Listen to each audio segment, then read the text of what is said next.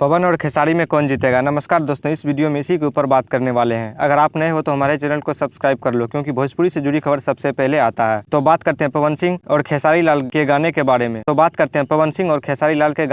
में। तो सावन आने में कुछ ही दिन बचा है, लगभग 10 से 11 दिन बचा है और सभी कलाकार अपना बोलबम गाना शूटिंग कर रहे हैं। कई कलाकार गाने रिलीज भी कर दिए हैं, लेकिन पवन सिंह और खेसारी लाल के गाने अभी तक रिलीज नहीं हुए हैं। बात करें पवन सिंह की, तो पवन सिंह का 10 से 12 गाना आने वाला है, जिसमें 7 से 8 गाने का शूटिंग पूरी तरह से कंप्लीट हो गया है और खेसारी का लगभग 5 से 6 गाना आने वाला है, जिसका शूटिंग लगभग पूरी तरह से हो गया है। अभी सावन आने में 10 से 11 दिन बचे हैं, तब तक गाने को एडिट कर लिया जाएगा। पवन सिंह और खेसारी लाल यादव के गाने की रिलीज के बारे में बात करें तो पवन सिंह का गाना आपको सावन से 3 से 4 दिन पहले धीरे धीरे देखने को मिलेगा और खेसारी लाल के गाने आपको सावन से 1 से 2 दिन पहले देखने को मिलेगा। बाकी देखते हैं किसका गाना तहलका मचाने वाला है। वीडियो अच्छी लगी हो तो लाइक और शेयर करें।